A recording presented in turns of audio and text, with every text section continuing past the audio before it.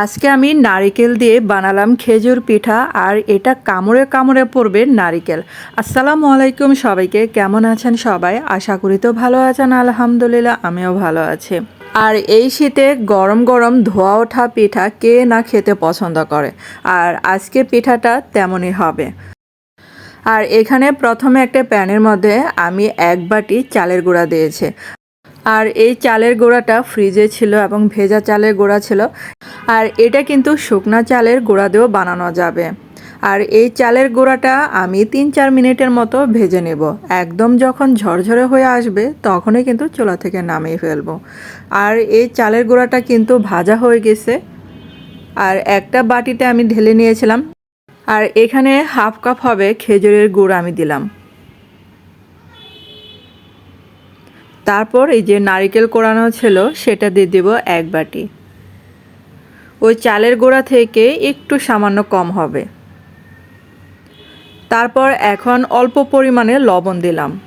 লবণটা না দিলে মিষ্টির ব্যালেন্সটা বোঝা যায় না।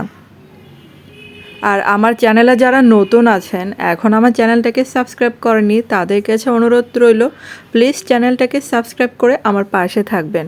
আর আমার রান্নার ভিডিও যদি প্রতিদিন দেখতে চান তাহলে সাথে যেটা বেল বাটন আছে সেটা অন করে রেখে দেবেন, তাহলে আমার প্রতিদিনের রান্নার ভিডিও নোটিফিকেশন চলে যাবে আপনাদের কাছে।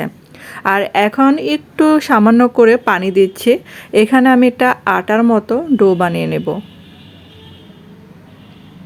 আর গুড়গুলো যতটা সম্ভব হাত দিয়ে ভেঙে দেব।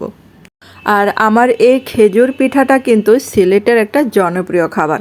অনেকে এভাবে বানিয়ে খায়, আবার অনেকে গুড়ের বদলে চিনি দিয়ে বানায় এটা। আর আমি এটাকে একটু ভিন্নভাবে ডিজাইন করে নিচ্ছি। আর কাঁটা চামচ দিয়ে এরকম করে একটু চাপ দিলে কিন্তু একটা ডিজাইন তৈরি হবে।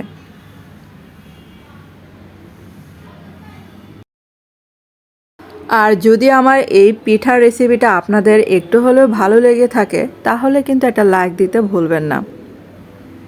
আর এটা দেখেন চারিপাশে আমি কাঁটা চামচ দিয়ে এরকম করে ডিজাইন করে নিচ্ছি। আর শীতকালে তো বিভিন্ন ধরনের পিঠা বানায় মানুষ, আর আজকে এই পিঠাটা বানিয়ে দেখতে পারেন। আর এখন আমি একটা স্ট্রেনারে বসিয়ে দিলাম, এগুলা কিছুক্ষণ ভাপ দিয়ে নেব। এগুলা ভাপ দিতে সময় লাগবে না, যেহেতু চালের গুঁড়াটা আমি ভেজে নিয়েছি। এখানে 6 থেকে 7 মিনিট দিলেই এটা রান্না হয়ে যাবে পিঠাটা। আর একেবারে কিন্তু সবগুলোই আমি দিয়ে দিলাম। আর এখন এই যে ঢাকনা দিয়ে ঢেকে এগুলাকে আমি ভাপ দিয়ে নিচ্ছি। তো 6 থেকে 7 মিনিট আমি এরকম করে ভাপ দিয়ে নিলাম। আর এগুলা পিঠা কিন্তু হয়ে গেছে। তো যেগুলা দানা দানা গুড়গুলো ছিল এগুলা কিন্তু দেখেন গলে গেছে।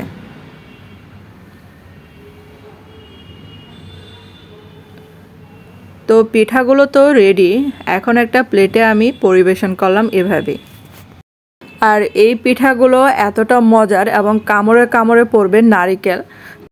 আর বুঝতেই পারছেন এই পিঠাটা তাহলে কতটা মজার হবে। আর যে পিঠাগুলো কামড়ে কামড়ে নারিকেল পড়ে এই পিঠাগুলো খেতে কিন্তু অনেক অনেক ভালো লাগে। যখন এই যে ভাপা পিঠা বানাই, যখন নারিকেল দেয় তখন ওটা দেখে লোভ লাগে। আর যে পিঠা ভাপা পিঠাগুলো নারিকেল দেয় না ওই পিঠাগুলো জানি খেতেই আমার ইচ্ছে করে না, এরকম আর কি। নারিকেল পিঠা আমার অনেক অনেক পছন্দের। আর আপনাদের কাছে কেমন লাগলো অবশ্যই কিন্তু কমেন্ট করে জানাবেন।